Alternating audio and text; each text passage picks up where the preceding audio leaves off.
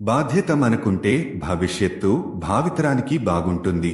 పర్యాటక శాఖ పర్యాటక విధానాలు, సాంస్కృతిక వారసత్వం మరియు పర్యాటక ప్రచారానికి సంబంధించిన సమాచారం కోసం మీకు తెలుసా?